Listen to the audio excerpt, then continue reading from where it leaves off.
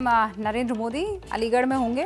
अलीगढ़ में पीएम मोदी राजा Mahendra Pratap Singh state university का शिलान्यास करेंगे, जिसकी मांग बहुत लंबे वक्त से उठ भी रही थी। राजा महेंद्र प्रताप सिंह वही जाट राजा थे जिन्होंने 1915 में अफगानिस्तान में भारत की निर्वासित सरकार बनाई थी और पीएम मोदी ने अपने अफगानिस्तान दौरे में उनका जिक्र भी किया था। अब पीएम मोदी के सरकारी कार्यक्रम के सियासी मतलब निकाले जा रहे हैं। यूपी के चुनाव से इसका कनेक्शन क्या है, रिपोर्ट से समझिए।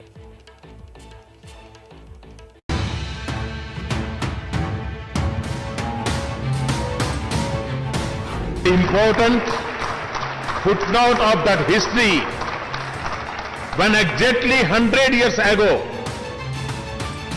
1915, the first Indian government in exile was formed in Kabul by Maharaja Mahendra Pratap and Maulana Barkatullah. प्रधानमंत्री नरेंद्र मोदी ने जिन राजा महेंद्र प्रताप सिंह का जिक्र आज से करीब 5.5 साल पहले अफगानिस्तान की संसद में किया था और जिन राजा महेंद्र प्रताप सिंह ने अफगानिस्तान में भारत की पहली निर्वासित सरकार बनाई थी, पीएम मोदी उन्हीं के नाम पर अलीगढ़ में राजा महेंद्र प्रताप स्टेट यूनिवर्सिटी का शिलान्यास करने जा रहे हैं। ये तस्वीरें उसी जगह की हैं, जहां पीएम मोदी के कार्यक्रम को लेकर तैयारियां अपने अंतिम चरण में हैं।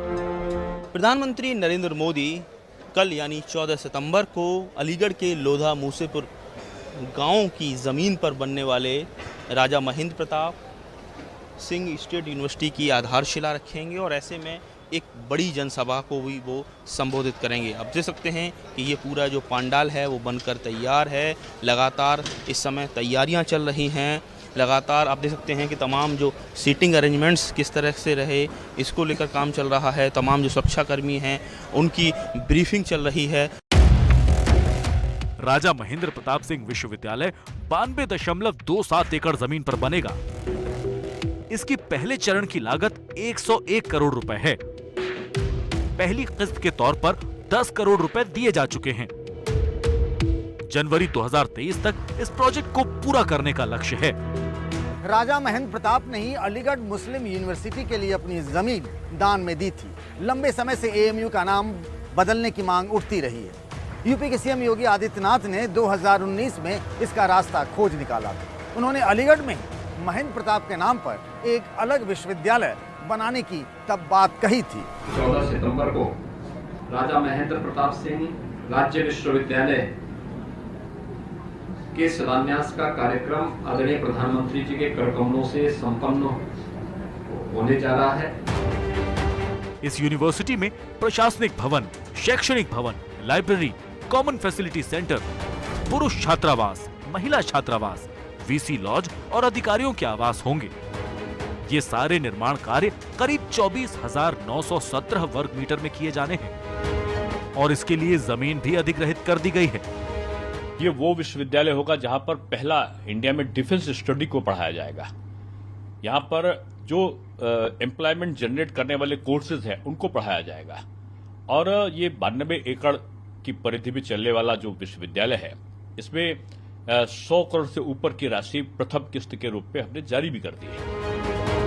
पीएम के इस कार्यक्रम का सियासी मतलब भी निकाला जा रहा है।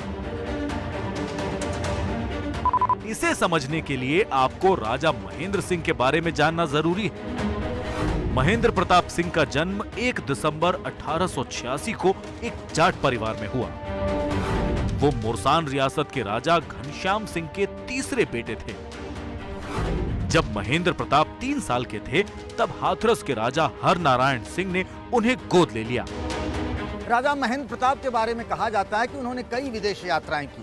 Bulgaria, Germany, England, Afghanistan, Turkey गए। टर्की से ही वो हेरात पहुंचे और हेरात में ही उन्होंने अफगान के बादशाह से मुलाकात की और वहीं काबुल में 1 दिसंबर 1915 को उन्होंने भारत के अस्थायी सरकार की घोषणा कर दी। मोदी जब दिसंबर 2015 में अफगानिस्तान के नए संसद का उद्घाटन करने पहुंचे थे, तो उन्होंने अपने भाषण में ये बात बताई थी। 100 years ago, 1915, the first Indian government in exile was formed in Kabul by Maharaja Mahendra Pratap and Maulana Barkatullah. राजा महेंद्र प्रताप सिंह पर शोध करने वाले अनूप शर्मा बताते हैं कि देश की आजादी के लिए राजा महेंद्र प्रताप सिंह ने एक राजा होते हुए भी सारी ठाट बाट छोड़कर अफगानिस्तान जाने का फैसला किया। हमने प्रथम अस्थायी हिंदी सरकार की स्थापना करी। राजा 15 में बताते हैं 15 में अफगान में जाके। अब उस समय ऐसा तो था नहीं कि एटीएम था कि पैसे निकाल लिए कि चले गए और पासपोर्ट हवाई जहाज से उड़ गए। उस समय एक तपस्वी की तरह से, एक साधन विहीन आदमी और महात्मा बुद्ध की तरह से अपनी युवा पत्नी और छोटा सा बेटा 3 साल का और बेटी उसको छोड़ के और स्वतंत्रता का लक्ष्य जगाने के लिए निकल जाना कितनी बड़ी बात थी। कई सारे देशों की यात्रा की, कहाँ यात्रा की। वो यहाँ से जर्मनी गए, जापान गए, रूस गए, चीन गए और अमेरिका गए, बर्मा, तिब्बत, इस प्रकार से वो घूमते ही रहे।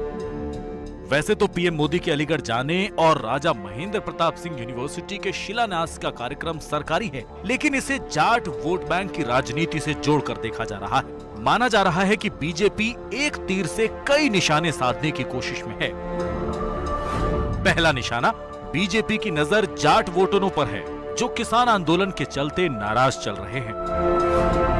दूसरा, एएमयू के जवाब में राजा महेंद्र प्रताप सिंह यूनिवर्सिटी की स्थापना से हिंदू वोटरों को भी संदेश देने की कोशिश है।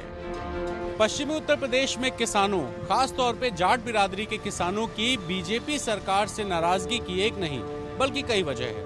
पहला तो कृषि कानून को लेकर लोगों में बीजेपी सरकार से नाराजगी है, तो इसके अलावा गन्ने के समर्थन मूल्य में किसानों के हिसाब से बढ़ोतरी ना होना और गन्ना भुगतान में देरी होना इसकी अहम वजह है।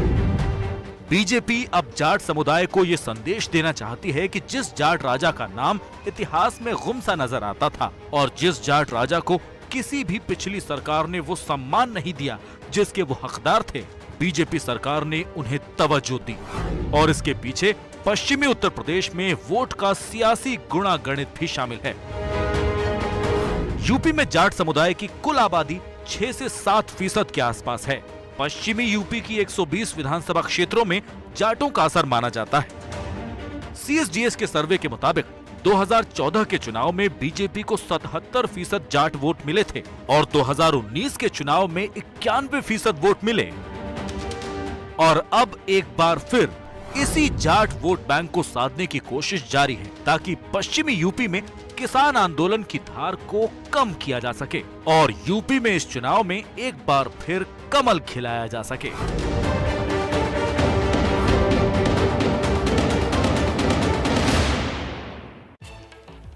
तो एक तीर से बहुत से निशाने लगाती हुई बीजेपी यहां उत्तर प्रदेश में चुनावों के ठीक पहले।